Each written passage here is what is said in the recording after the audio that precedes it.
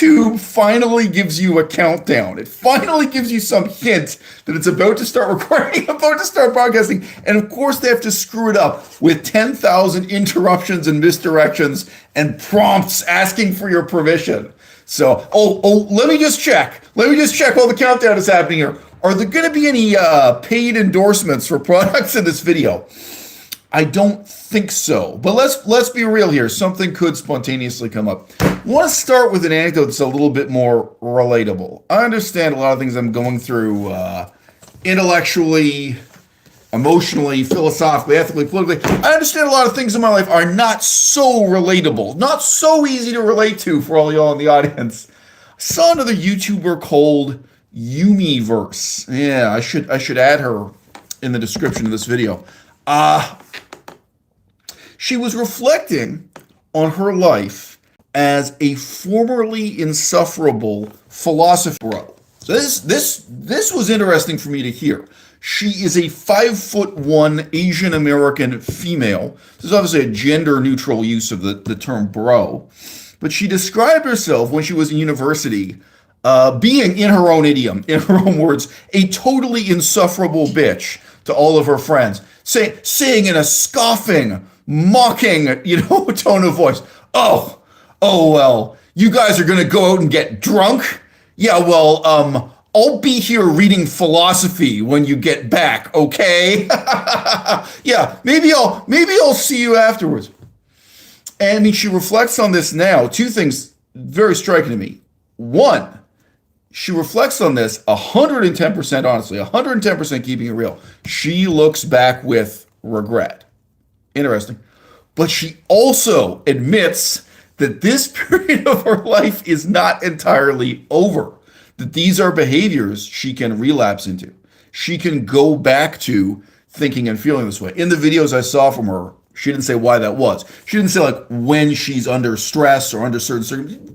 Didn't break it down, but that's interesting. Okay, well, she may be self-hating because this is her intellectual background. But let's stop and think about it for a moment.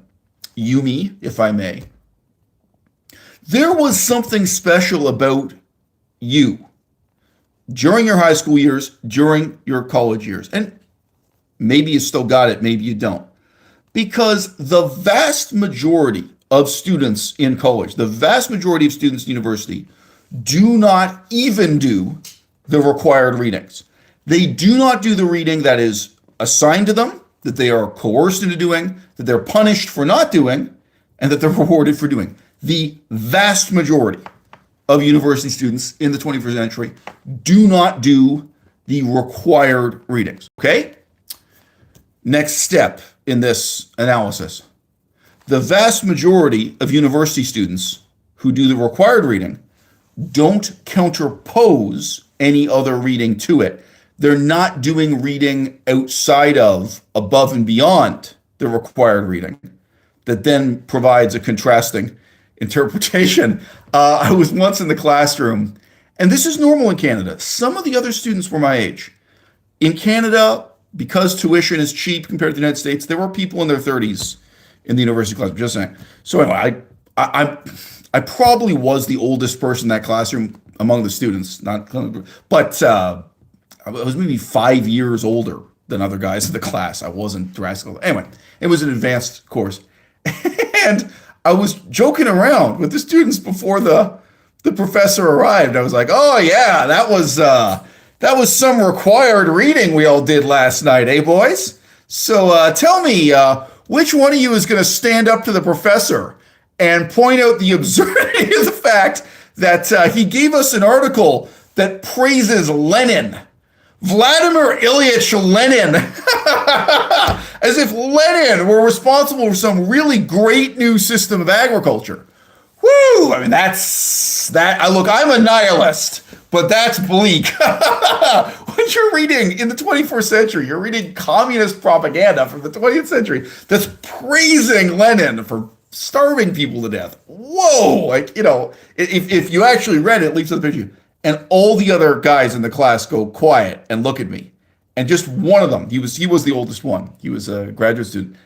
He admits to me, no, he didn't do any of the reading. I think there was a kind of nod of agreement. Nobody else had done the reading. They don't even know how ridiculous it is. They can't join in mocking it with me, and they can't stand up to the press and say, why the hell did you say that? They didn't read it. Okay? So look, on the one hand, nobody's doing the reading. But on the other hand, it would be terrifying to imagine some teenager who did that assigned reading and did that reading only, who didn't have some kind of contrasting, counterposed perspective on this. You're like, that's all they know about Lenin and Lenin's agricultural policy, Lenin's brilliant ideas about farming, huh? Okay, the reform of agriculture and farming under Lenin in Russia.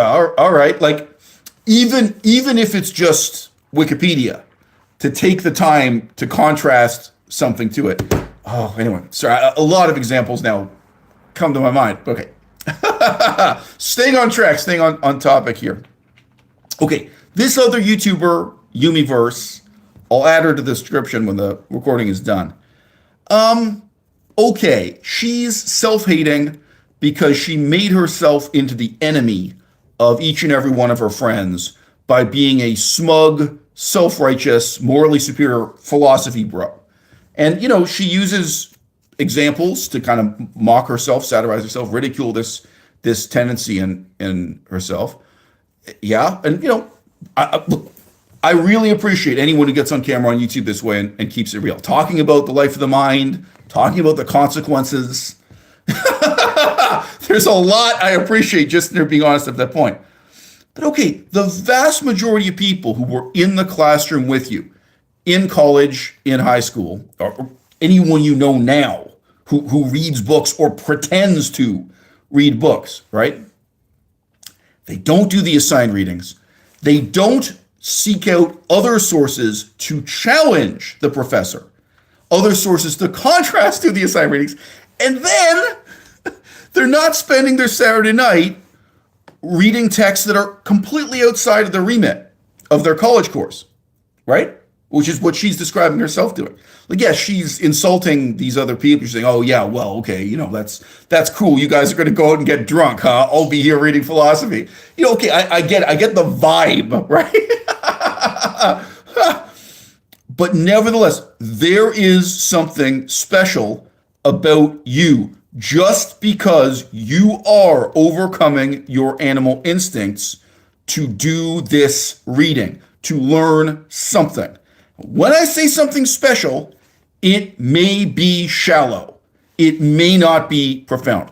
This girl, Yumi, she's a woman. I have no idea how old she is, but she's finished university, so she's definitely in the woman category of things.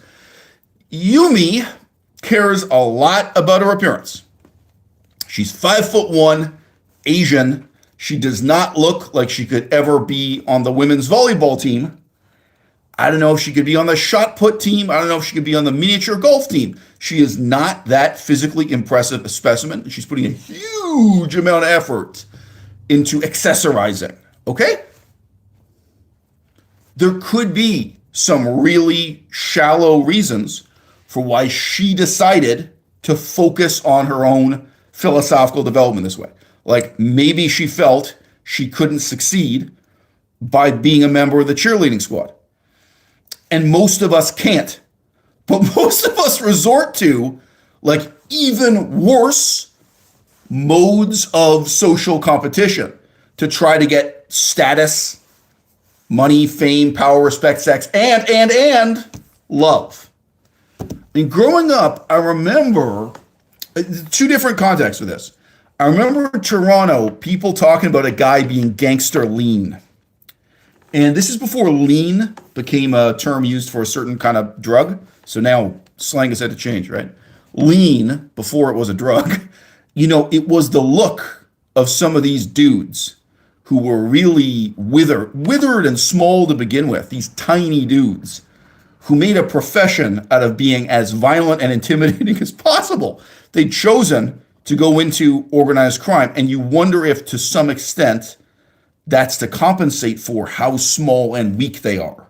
Because they're lean, but, you know, like, really, can this guy stand up for himself in a fight? Well, maybe he doesn't have to, because he's willing to pull triggers.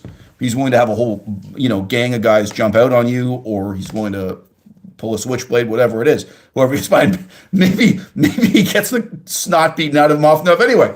But like, you grow up around that in Toronto, and you see the way these guys sort of come to resemble their own ideals in life. Yeah. They could have compensated for the sort of set of biological disadvantages they had by going to the library. They're not going to do that. They compensated by getting a gun and trying to build up a reputation on the block, on the street, right? And man, I remember in Scotland, and then years later, I had a Scottish friend in Vientiane in Laos. We talked about this. I remember in Scotland, there was this whole subculture of the hard man, the little guy who's compensating by being hard. And I mean, this is real violence we're talking about, right? We're not talking about posing in front of the mirror. We're not talking about taking your shirt off on Instagram. We're talking about people doing real harm so they can feel powerful, they can feel important. And this ain't new. Right? This is something old and dirty. This is something ancient and perpetual in human nature. So look, when I say there probably was something special about this young woman, I have every reason to assume that although special, it was shallow and not profound. You meet people who become vegan. Why? You meet people who become sober, like devoted to being 100% sober. Why? The reasons often are shallow, not profound. If you saw a car accident by the side of the road and it shook you up and you decided now you got to become vegan, could say exactly the same thing. You saw a car accident, you decided you're going to quit drinking, you're going to be 100% sober. It's shallow, bro. That's shout out to Ovid's Metamorphoses. Tries to convince you to become vegan, but on a pretty shallow basis of a pretty shallow argument, Reading is unnatural. Learning a second language is unnatural. Just the decision to read alone, to read a book, all right? I think it seriously has to be examined, all right? Don't lie to me and pretend that you read as a form of entertainment. 99% of the time, you are not on a beach with nothing better to do than either read a book or build a sandcastle. Once in a while in this life, you are. And then we can talk about reading as a form of entertainment. Always remember, Charles Marlowe said to me, Charles Marlowe, formerly known as the Vegan Cheetah, he said the only time he reads a book is when he's in jail, when he's locked up in a cell. Similar, right? It's like either you're going to read a book or you're going to stare out the window. It's not a whole lot else to do. Okay. For every single one of us already in high school, okay, there is something else we could be doing. There is some way we could be gratifying or indulging the senses, or we could simply be living up to our potential as wild animals, if you like, right? The animal instincts. And, I would totally include like lifting weights at the gym in that category, although this is obviously very far removed from the life of the instincts we once had in evolutionary time. Okay. So like in ways both shallow and profound in this video, I am asking the question, why read? What do we do when we commit to a course of study? When we undertake research as individuals? There's no diploma, there's no career, there's no money, there's no reward. And look, I'll be real with you. There are women who will sleep with you because you've read books. There are women who will sleep with you because you've written books. I remember back, this would have been 1995, I remember going to some poetry readings. Can probably still see this in Greenwich Village, New York, like a few places in the world. Man, people would read books of poetry and go to the poetry reading and meet the author and meet other people who can appreciate the same kind of book. Yeah, okay, there is sex involved. There is. But In terms of like the point of diminishing returns, in terms of the inefficiency of the exercise, if that's what motivates you, right? Like, let's get real. Let's get real about what we're reading for. And you can already see two possible answers set out in the title for this live stream, the title for this video. Okay? Well, I'm going to talk about three. And we're going to talk about them in succession. And we're going to talk about how they stack up. I'm going to read this article. You guys can go to my blog and see this. You can go to my Patreon and see it. Right now, it's the top article, so I don't really have to provide a link. The blog, just do Abaliciel blog or Abaliciel Patreon. You'll get the text. You can follow along with me. I am going to read it out, and I am going to interrupt myself to provide other examples, reflections, so on and so forth. I believe any of you guys can comment anytime. If you have something intelligent to say, if you have a question to ask, if you have a reflection or example from your own life. Okay, so the original title of the article, slightly abbreviated for this video here, is, are you reading for the sake of the book? Are you reading for the sake of the better person you'd want to be? All right, I was freezing cold when I sat down.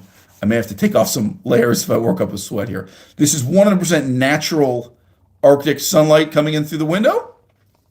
We'll see. We'll see just how terrible the overall quality of this video turns out to be. This is a new setup I'm having experience with, so I hope in terms of audio and video and everything else, I hope this is tolerable for you. Okay. This is a reply to a fan of the channel. You guys can guess the context just from the content. Quote, I think there are three categories to consider, and they may overlap and they may need to be disentangled. 1. Are you reading the book just for the sake of the book itself? Do you think of this as worth studying in itself, for itself, as an end in itself? I'm not absolutely opposed to this way of thinking, but it is dangerous, and most people stumble along with it, unaware of what they're doing and why.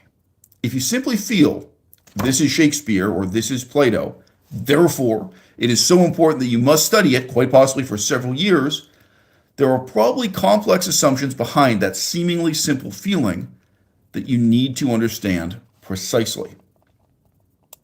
Just pause on that. There are many ways in which I despise, the university education system. But if you really think about what an impossible task it is to take a classroom of teenagers and give them a sophisticated understanding of Plato in 3 months.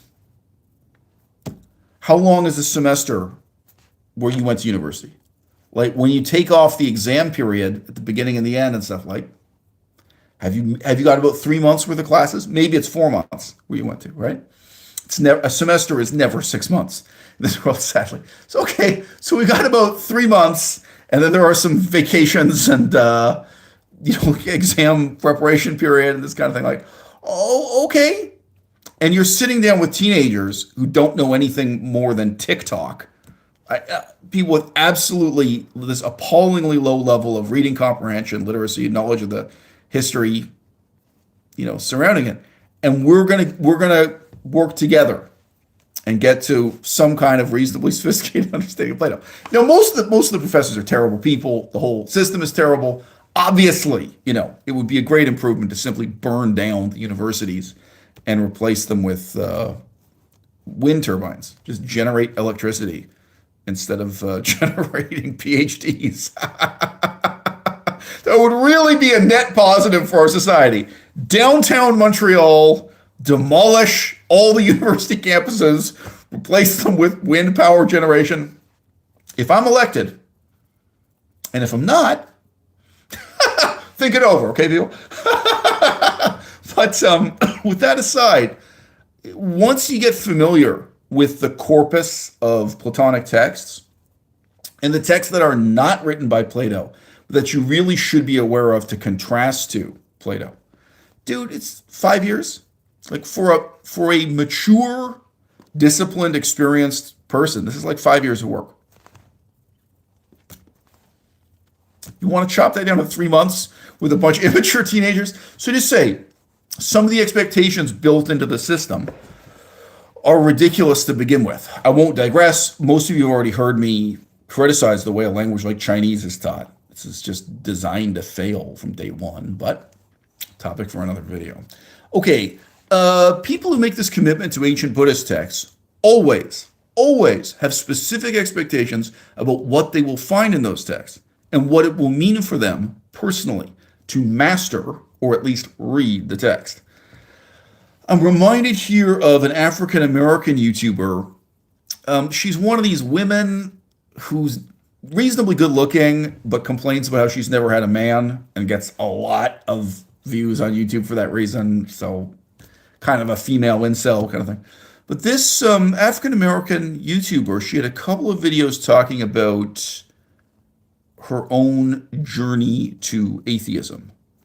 And I think I watched 2 of those while washing the dish, this kind of thing. Appreciated her honesty, appreciated the introspection.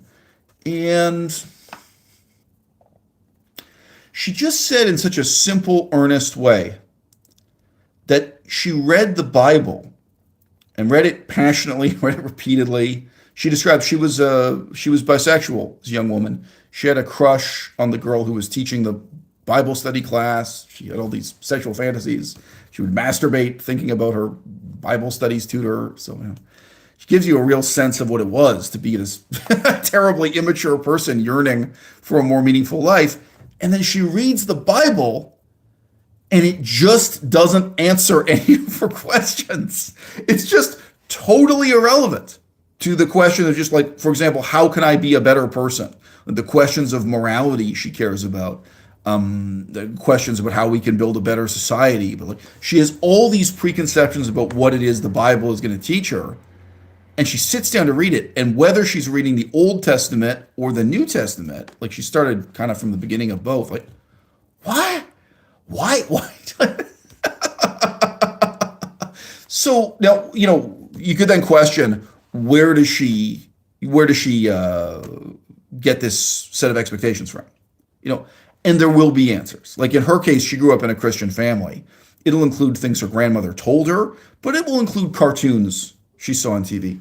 This is such an important topic for another video to make sometime, but I better mention it now. Better now than maybe later and maybe never.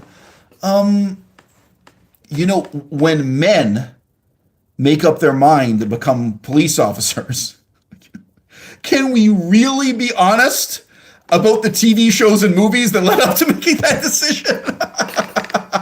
If you talk to a young man or a young woman who decided to become an anthropologist or an archaeologist, there was a movie, like there was a TV show. It's very unlikely they even read a book. There was something that gave them this idea and gave them a set of assumptions about what their life would be like if they studied anthropology, if they studied archaeology. It's very hard for most people to be honest with themselves about this. And most people have alcohol-induced amnesia, right?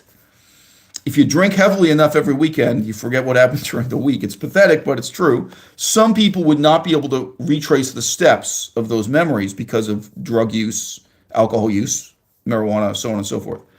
You don't have to have a head injury in a car accident to forget those details. How did I come to these assumptions about Buddhist philosophy? How did I come to these assumptions about the Bible? How did I come to these assumptions about Plato or about police work, about your chosen career? Like, there's an etiology. There's a step-by-step process, an etiology that you can trace out in your memory. And guess what? The reasons are going to be really shallow. Like, I'm sorry, but they're not going to be profound. They're going to be shallow and stupid. You have to face up to your own shallowness and stupidity. I do see your comments coming in as I go, guys. I just don't think I'm going to go back to the critique of the lifestyle choices of Tikyo Sam. But hey, if I buy an airplane ticket to Japan, we could do that.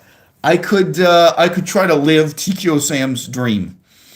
I wouldn't meet the guy or talk to the guy or something. I could go and live the life that Tikyo Sam promised I could live in Japan. Could title the video, "Trying to be a Scumbag Like Tikyo Sam in Japan." All right. back to my article here. If you guys have just joined, this is on my blog. This is on Patreon, but I'm going to read it out and add spontaneous commentary while answering your questions. Okay. Nonviolence and ecology, for example. It's so strange for me to meet those people. Okay, continue.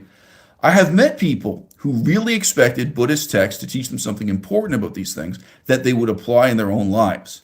And then they're devastated to some extent and live in denial to some extent when it turns out that the ancient authors don't share their thematic interests at all. These books can't tell them anything useful about the subject whatsoever. Yeah, so again, what if that African American woman read the Bible really looking for something meaningful about forgiveness, just as a topic, right? Now, I can't tell you there is absolutely nothing about forgiveness in the Bible, cover to cover, Old Testament and New.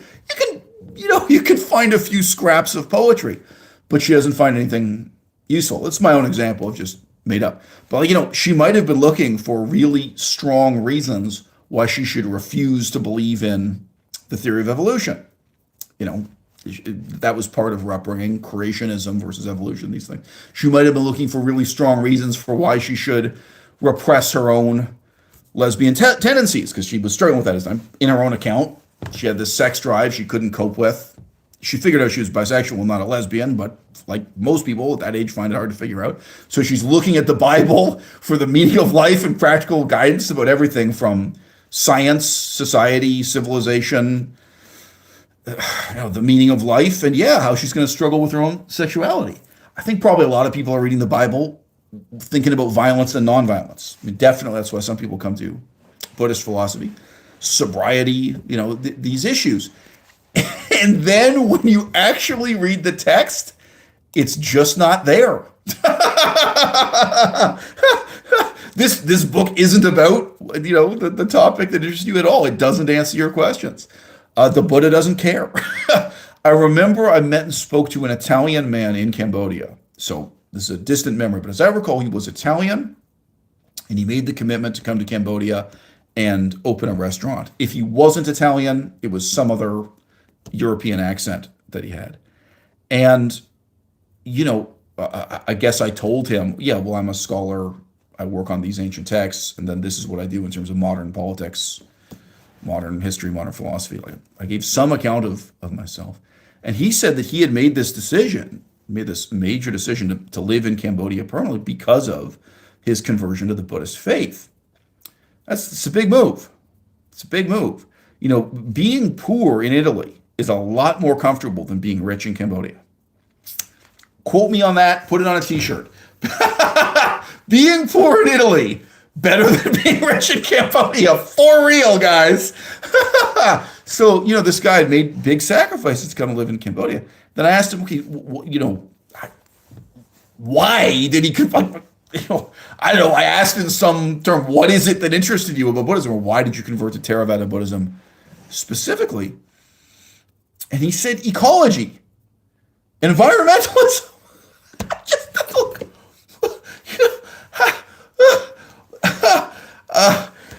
Look, buddy, you converted to a religion without ever reading any of its scripture. I'm in a position to tell you, I'm one of the very few English-speaking people you can meet who will tell you what is in the book you signed up to worship and embrace as your salvation. All right, a considerable digression. I don't know. When I explain it to you this way, and if you just read the article without my commentary, it seems so obvious. What could be less mysterious? When you're dealing with it face to face, with people people you care about, it's mysterious. It's hard to understand. It's hard to deal with. Okay, I continue. Even if you're reading these texts as a debunker, there is an assumption there about what is to be debunked. I should say that again. So, what I'm saying implicitly is that there's no safety in nihilism. You might think you're immune to this problem because you're a skeptic, because you're not a believer, but there is no safety in nihilism. So I say, even if you're reading these texts as a debunker, there is an assumption about what is there to be debunked and what the significance and meaning of the debunking will be. I'm choosing non-supernatural examples as opposed to common delusions about meditation and reincarnation. But the same patterns can be seen in Marxism.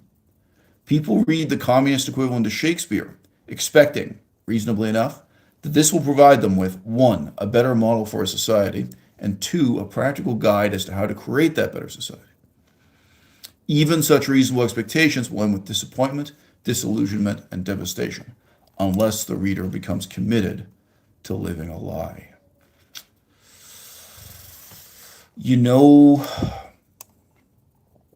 When Melissa and I were talking about what career paths she could get on years ago, long before we broke up, I remember every so often I would give her the example, look, you don't want to spend the rest of your life preaching about psychiatric medication. You don't want to spend the rest of your life criticizing and giving lectures about the extent to which antidepressants don't work, and so on through the other categories, antipsychotics, so on and so forth. That's not what you want to do with the rest of your life. It's in some ways it's an utterly meaningless example, but in some ways it's a very meaningful one, right? There's a sense of purpose there, and you see there's something you're debunking. That's why I raise it here, right? But you see, skepticism doesn't save you. Nihilism doesn't make you immune to the defects of this kind of research, this course of reading. Okay, so I continue with my article. It is my duty to argue against my own position here for a moment. The philosophy of Hegel, G-W-F, Hegel, is absolute garbage. But you're not in a position to know and say that if you haven't done a certain amount of reading for yourself. It is actually more sacrilegious to say this about Shakespeare than about Buddhist philosophy. There really is a sense in which the book is worth reading for the sake of the book itself, simply to overcome the idiocy of the cultural... I gotta start here.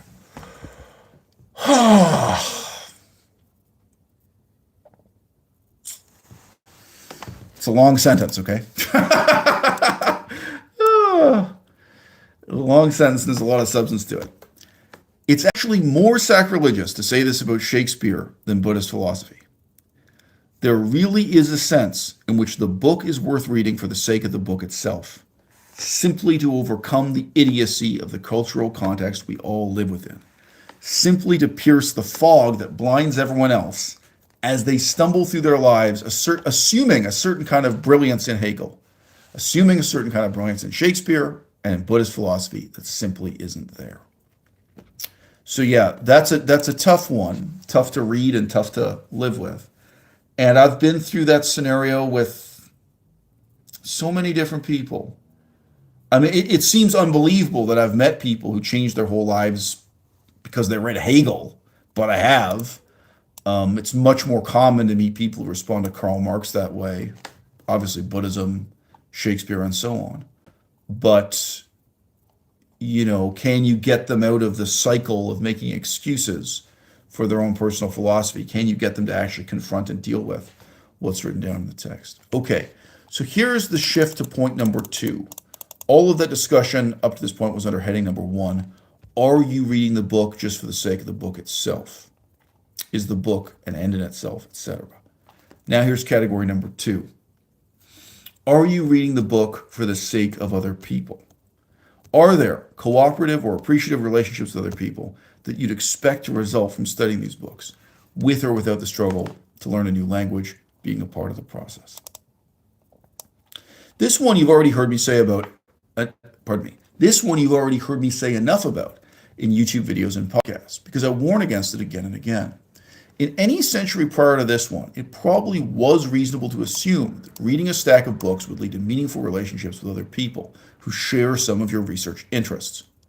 But we are not discussing the advantages and disadvantages of inventing a time machine. There is no literature that brings people together anymore. Neither the study of Buddhist philosophy and its primary sources, nor the Kalevala will make you any friends in this world. There were, okay, I guess I should pause on this.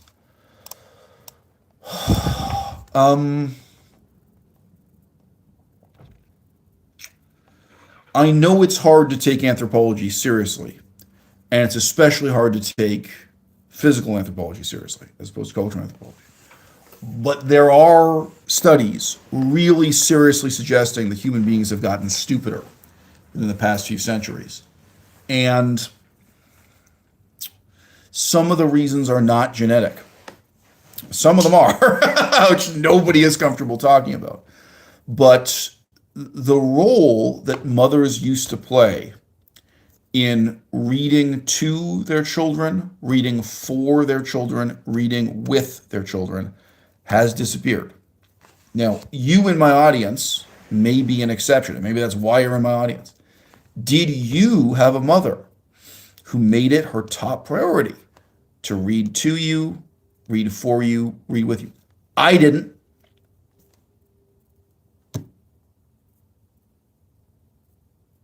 You know, for the last 100 years, right, most of us don't. Well, for fewer and fewer of us, if we're starting the clock in 1926, and ending in 2026, very few women take that role as a mother seriously anymore. Now, incredibly few men ever did, needless to say, and still now, incredibly few men do.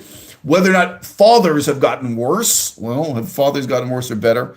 These are different metrics. You know, John Stuart Mill really made his place in history by claiming that he's not a genius. He just had the benefit of growing up with a father who really cared about him, a father who cared about his education, and a father who read with him, read to him, and a father who helped him translating Latin sentence by sentence.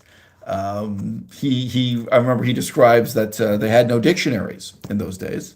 So whether or not dictionaries existed, they were not available at an affordable rate. So he would just sit there with his father, and anytime he didn't know the meaning of a word, he would ask his father.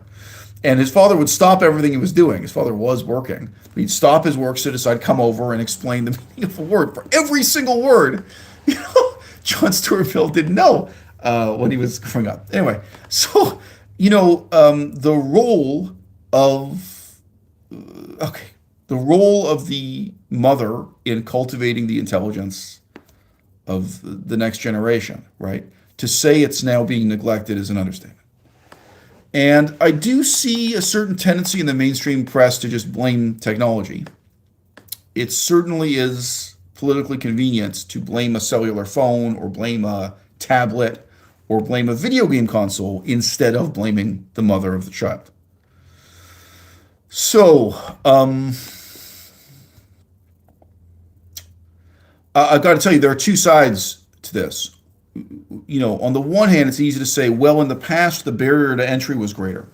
So, like, if you were looking at Europeans who made the commitment to study Buddhism 100 years ago, you say, okay, well, these were people who really made this extraordinary effort to engage with these languages, culture, this literature, this philosophy. So, therefore, naturally, you know, two different people who are in that demimond or in that subculture who are reading those books, they're going to be friends. They're going to have some kind of meaningful collaboration together. Whereas today, the barrier to entry is so low, anyone can read philosophy or anyone can read Taoist philosophy from China. There's no real commitment. There's no real liberty. So therefore, there's no great reward. There's no great community. There aren't colleagues you make through reading these books. Okay, again, that's a little too convenient. I think the other side of it we don't like to think about, the inconvenient side of the equation, is that people really are stupider. People really do read less. People really do understand less. And reading comprehension, I mean, should be just one word. You can add up how many hours a day people are reading short extracts of text, like on Instagram, on their mobile phone, communicating with others through short statements and text. Yeah, it does actually add up to many hours a day spent reading, right, on their mobile phone to communicate this way. They message their husband or wife saying, do you want me to buy a pizza? And they get a message back. You know, yeah, I understand. The written word is in some ways more a part of the rhythm of our daily lives now than ever before.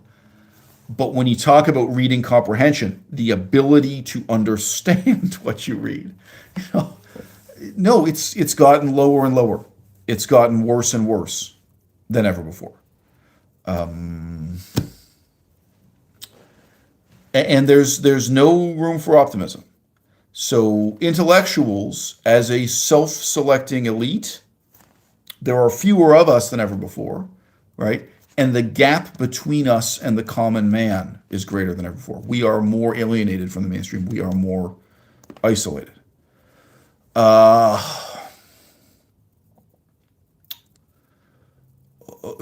Okay, if I mention a book to someone and they've never heard of that book before, are they actually able to read and understand that book without me? Like they've had this conversation with me, like, oh, wow, that's interesting. Okay, I'm going to look that up.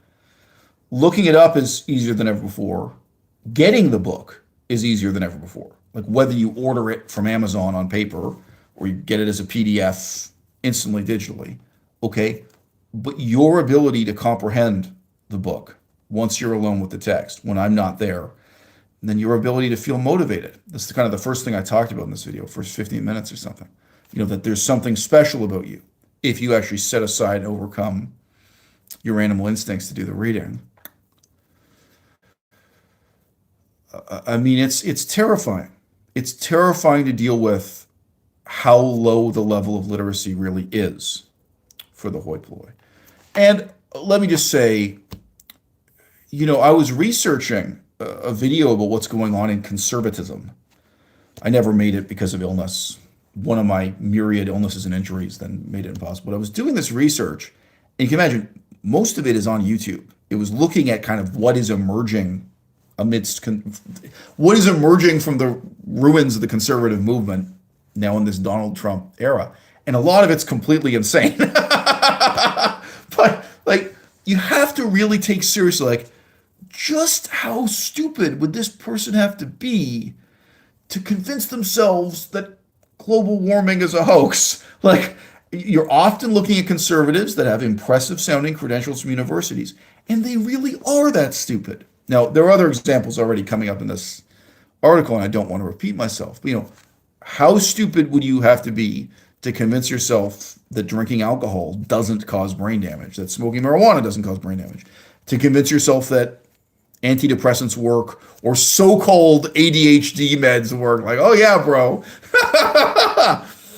Well, people really are that stupid. And it's easy to be snide and dismissive and say, oh, well, it doesn't take a genius to figure this out. Take a look around. Take a look around, bro. It does take a genius. It takes a genius to know it. It takes a genius to live with it. It takes a genius to put up with it. Maybe it does take a certain kind of genius just to say to your friends, no, I don't want to go out and get drunk with you on the weekend. I'd rather stay at home and read philosophy. Now, look, again, that other YouTuber I mentioned, you get to hear her lamentations about it. She feels it did her more harm than good. I think she now, looking back at her life, she wishes she still had those friends from college. Wish all you want, keep on wishing. You really want to spend your time hanging out with a bunch of aging drunks, a bunch of aging, know-nothing alcoholics, because they never caught up with the reading. They never caught up with your sobriety either. You sure? Why don't you look up those guys you knew in college? See what they look like now. Here's a Canadian reference for you. They look like former cast members of the Beachcombers. Okay? So you can go to Google image search now and do CBC television, The Beachcombers, and you'll see what I'm talking about, okay? Look, I live in these circumstances myself all the time. I have women hitting on me and flirting with me, and I can't blame them. Look at the other guys at the club. They all look like cast members from The Beachcombers. Like, what are you going to say? They're men who aren't interesting, they aren't intelligent, they didn't live the life of the mind, they didn't cultivate it. And those other habits, maybe it still looked cute when you were in college. Maybe getting drunk on the weekend looked cute then. Caught up with you now. All right, end of digression.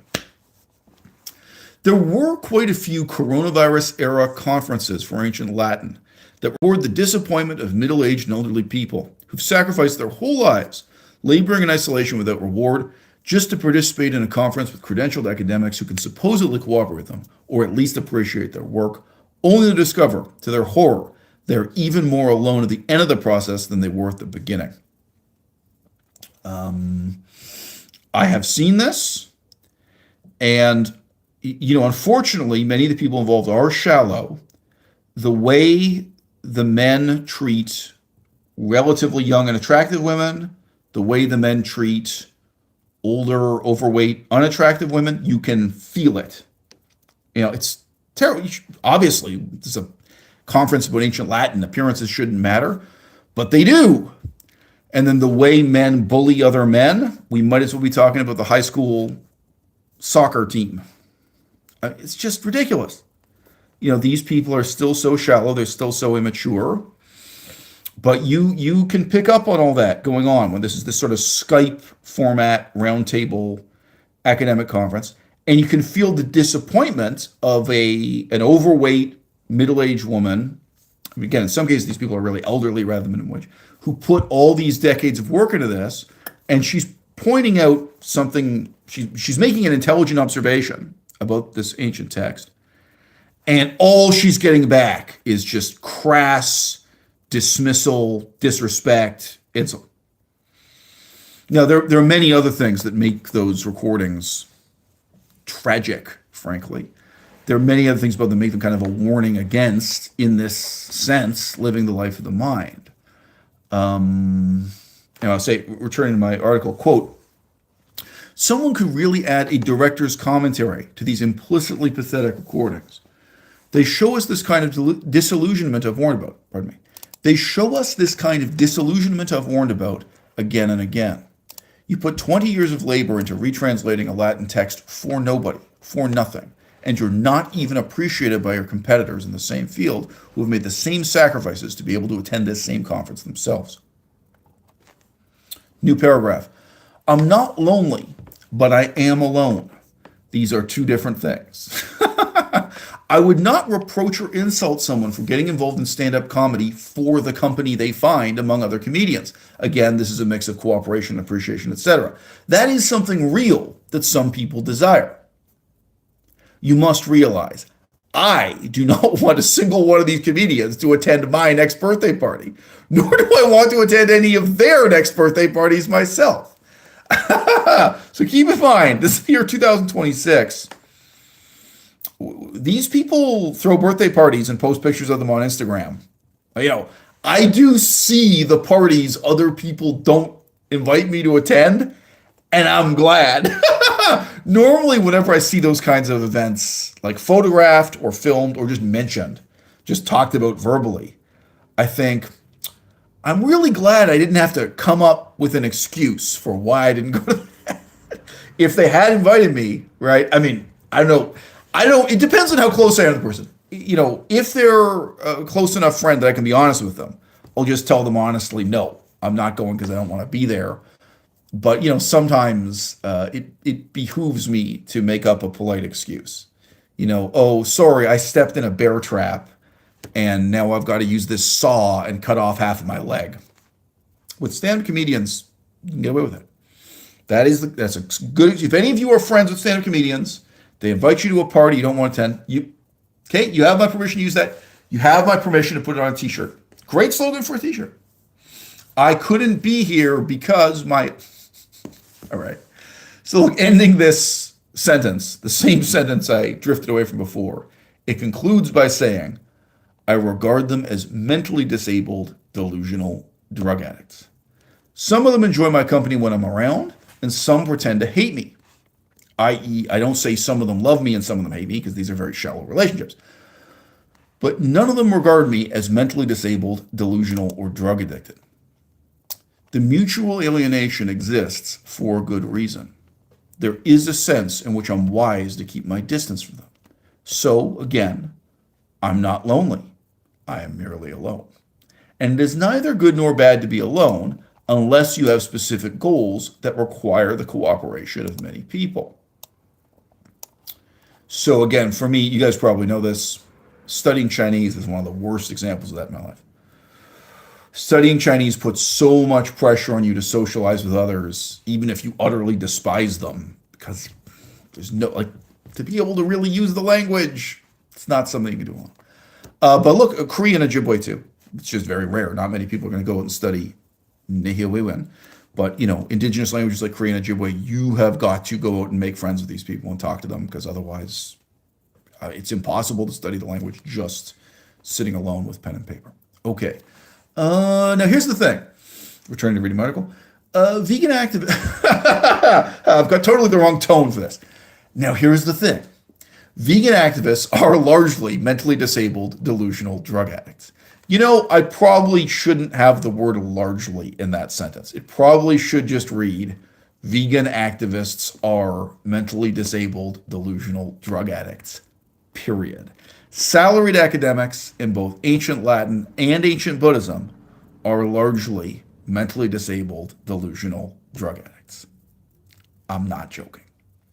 So the question becomes whether or not you learn any of these languages, ancient Latin, Pali, etc., for the sake of some other intellectual community. And then we must wonder to what extent this other intellectual community actually exists.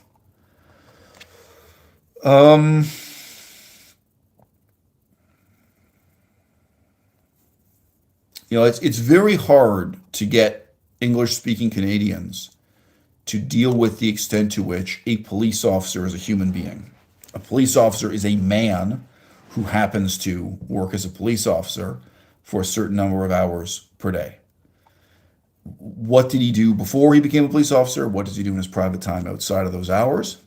A police officer can be a drug addict.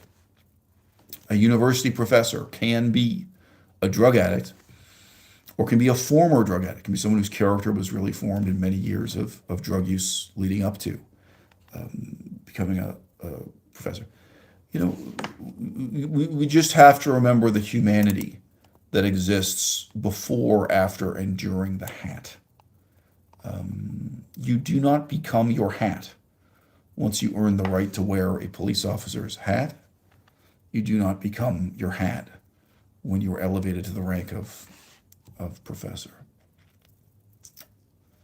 But yeah, lately I've crossed swords with this other YouTuber, Avildea, and if you guys don't know, part of the story there was just that he laughed at me and mocked me because I talked about university professors being communists.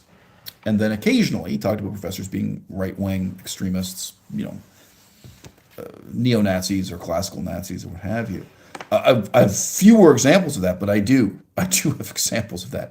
Whew, there was one very famous and influential Buddhist scholar and Buddhist university professor during my lifetime, and he even had the Nazi tattoos. He had the swastika tattooed on him, and he went to a conference for Holocaust deniers. It was a big scandal. So, not joking about that, but obviously the communists outnumber the Nazis, 1,000 to 1 or something. But anyway, I'd made videos or live streams talking about that. And Avildea mocked me for it. And apparently his whole audience joined in this, chortling as if I'm saying something ridiculous. I guess that guy just doesn't have the experience to know it's real. And it's not a laughing matter. Some police officers are drug addicts. Some university professors are communists. These are real issues we have to be able to talk about seriously on YouTube, if nowhere else, unfortunately. Okay. So here's an interesting counterexample, the next paragraph of the text. Suppose I had studied modern Burmese after studying Pali. This is an option for you also, both immediately and eventually. An intellectual community of Europeans who have learned Burmese genuinely exists. So I paused there on Burmese because, of course, should I say Myanmarese? Should I? Okay. Anyway. On some subconscious level, I was pausing before pronouncing the B in Burmese. If you don't know, these are politically laden choices, whether you refer to Burma as Myanmar or not. All right. Okay, so there is an intellectual community of Europeans who have learned Burmese. This community does not depend on academic credentials. It isn't really linked to any university system anywhere. Yes, I could be spending my days drinking mineral water and pretending it's champagne, at fundraising events for Burmese human rights, and, occasionally, having clandestine meetings over coffee with grim old men who have unclear historical connections to MI6 and the CIA. I am not quite stupid enough to wish I had lived my life this way, and I am not stupid enough to want to switch tracks to studying modern Burmese now. But there are many positive things about this option that cannot be said about any of the other hypothetical or actual examples I've mentioned. It would really be better than studying Pali just to pwn the idiots and scam artists of the ayahuasca set. So yeah, that is a really interesting example of an intellectual demimonde that exists for a purpose, for a reason, historical and actual and ongoing. Shout out to Saya de Pegasus. I'm just not sure that hip hop is his weapon.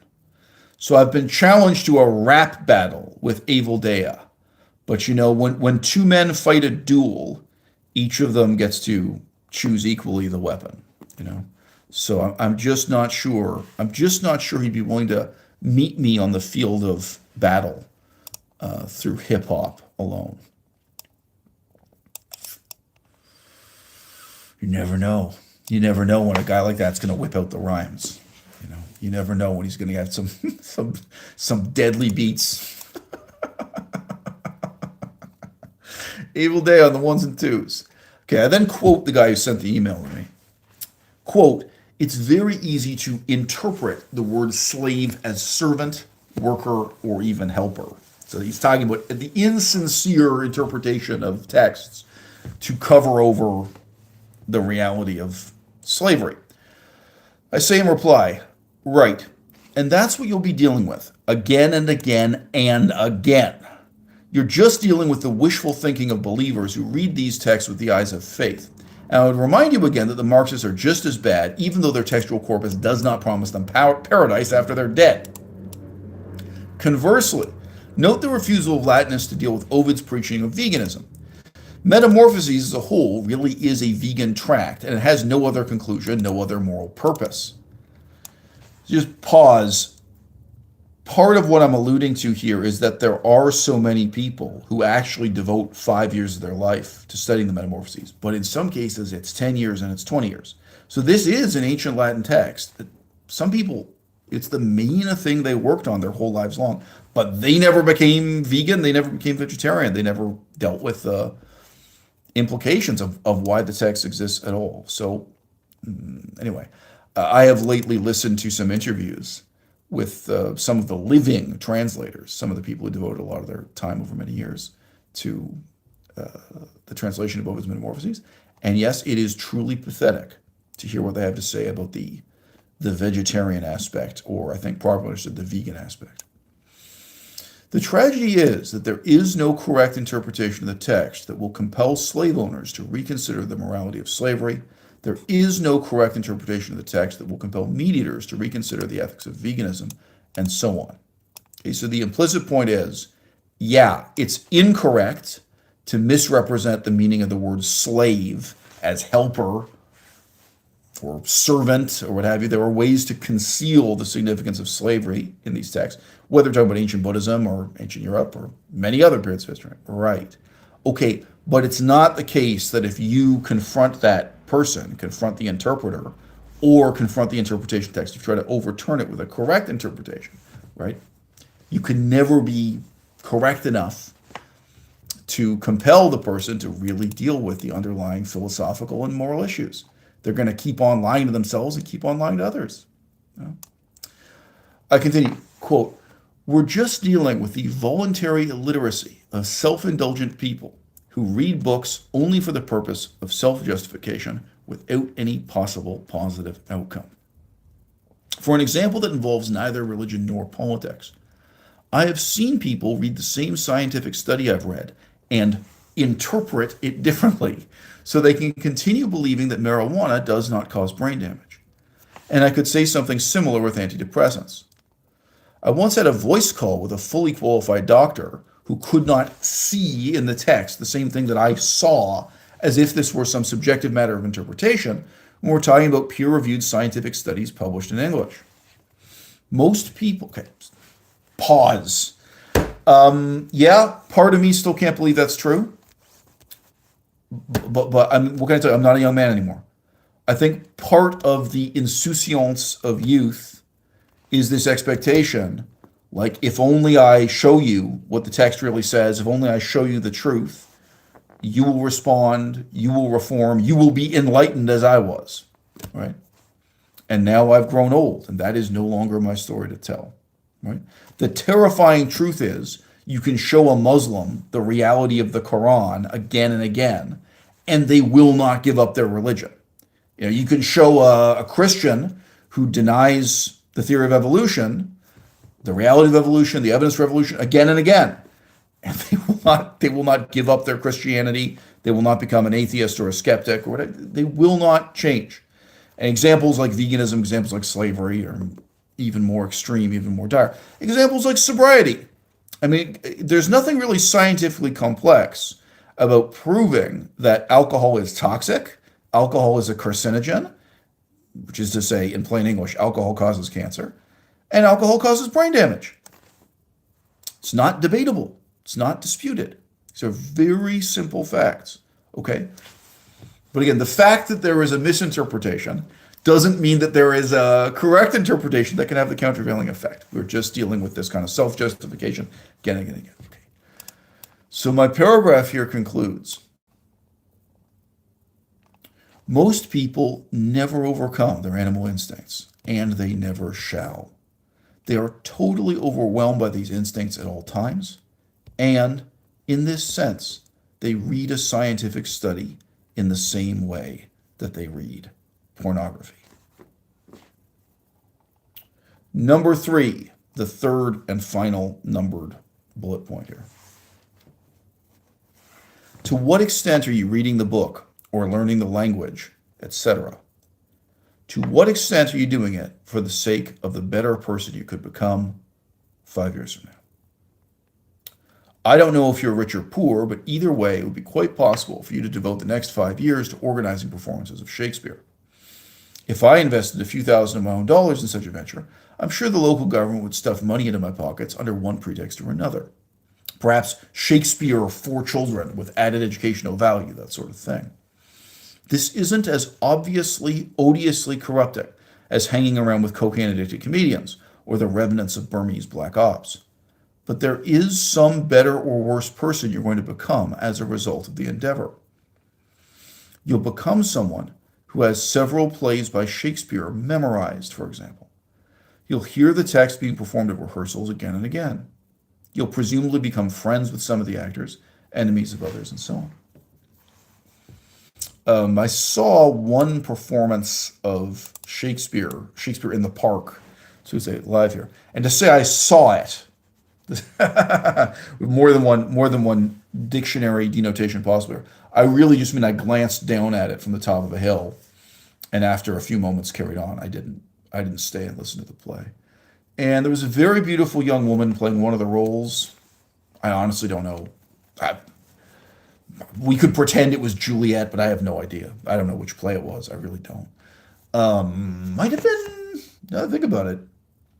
Oh, well, doesn't matter. If I had to venture a guess, I'm guessing it was Midsummer Night's Dream, but I didn't see any of the telltale costumes around that would indicate it was Midsummer. Anyway, but it was Shakespeare being performed, and this beautiful young woman who at this stage could be doing anything with her life. You could really hear, you could really see and feel how pissed off and disappointed she was. And I don't mean that's the character she's playing.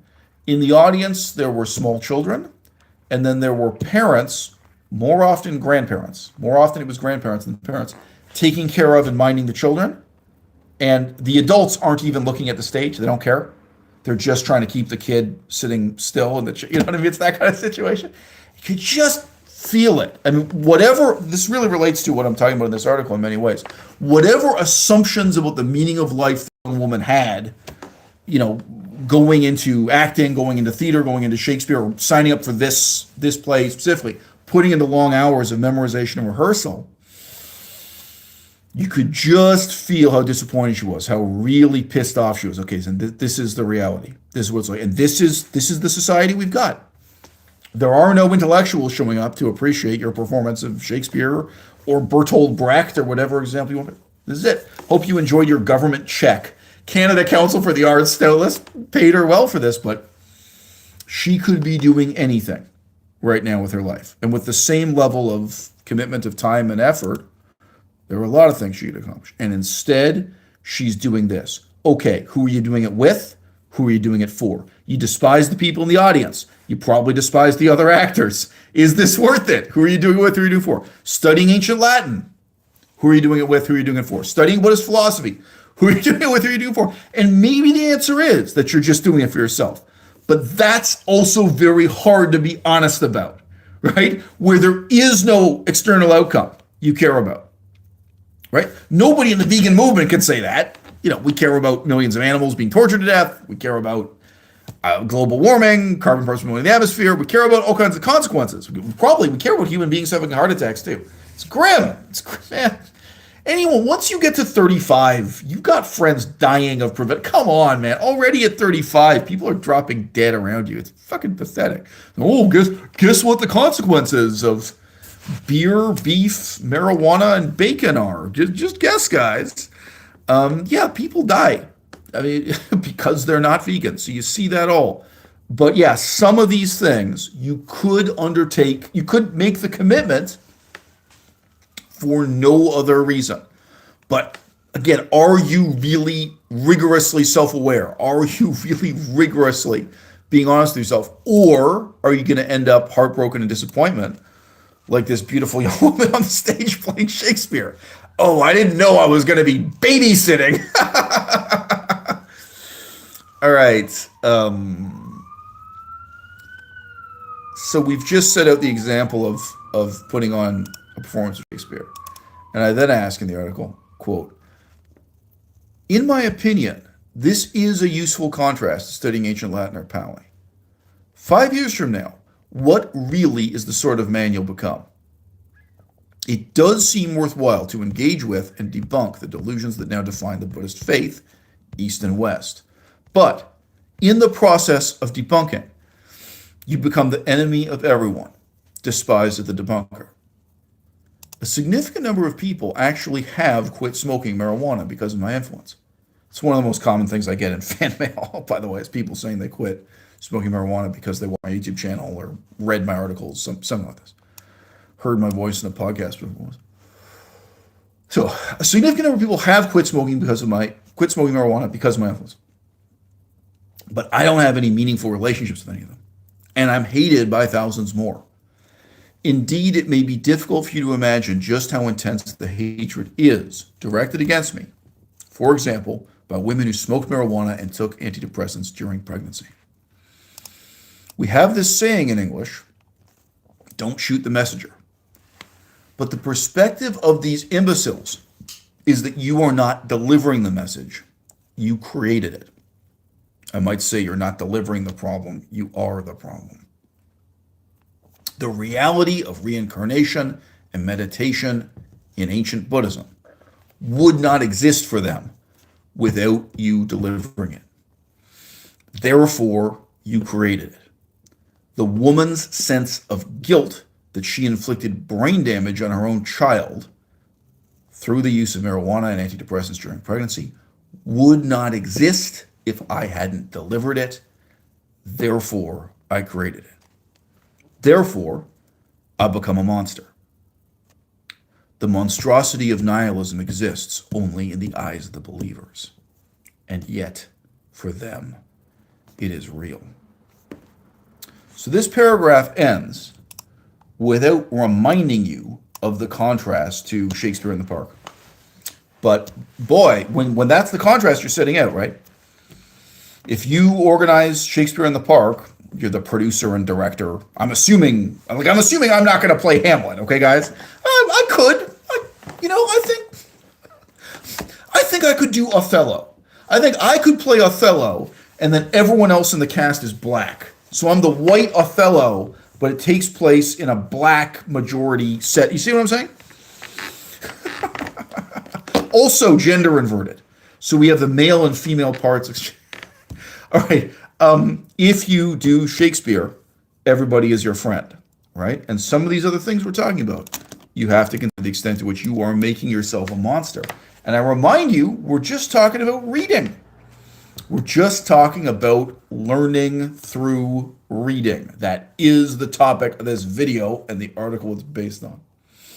Quote, there are people who make a career out of traveling around giving lectures about the evils of Scientology, Mormonism, and other cults. Not Buddhism. Not now, not yet. And, of course, the majority of people who show up in the audience to condemn Scientology and Mormonism are themselves members of some equally irrational religion, but feel morally superior nonetheless.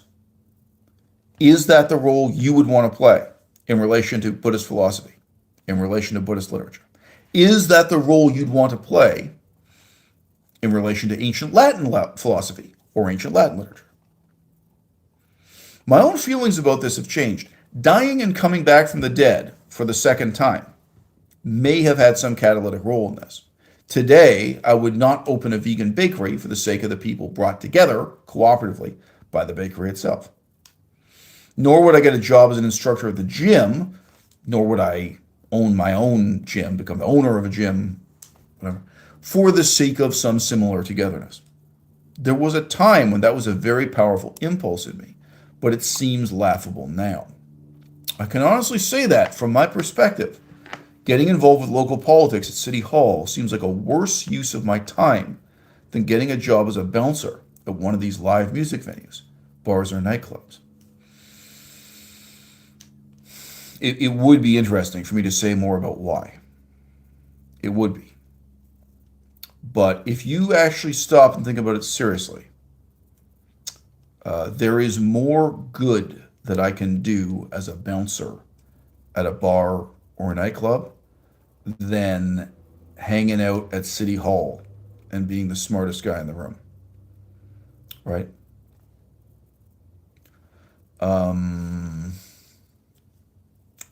There's more good that I can do, and there's probably more that I can learn about human evil. Hanging out in the stand-up comedy scene here, I have heard anecdotes from guys who worked as bouncers. It may not be what I want to learn, but yes, I have a lot to learn. I have a lot to learn working as a bouncer at a bar, and I would have nothing to learn at all hanging out with other political science graduates at City Hall. All right. We conclude poetically. In the land of the blind, the one-eyed man does not want to be king. He wants to see and be seen by others as his equals. The study of these books and languages only makes you more unequal. You become more you become more remote from the idiocy of others, and then you must wonder if you should try to help them, try to criticize, or try to satirize their idiocy. And at least satire is an option. If you're writing me from Saudi Arabia, Iran, etc., what could I possibly say? In that context, comedy is not available as an alternative to living in a state of armed rebellion. What really will result from 5 years of studying ancient Latin or Pali? The best possible outcome is some kind of comedy, some kind of satirical response to society we now live in, or at least the subculture subsumed within it, based on all that you've learned. I would have been better off switching to comedy back in 2016 and devoting myself to satirizing the vegan movement rather than actually trying to help it. But I had the delusion that I would meet other people who, reciprocally, would be trying to help me. Be sure to like, share, and subscribe. Voting doesn't change anything. Go fuck yourself. Make it stop. Make it stop, Gutu. How do I end my live stream? The button has disappeared. Make it stop.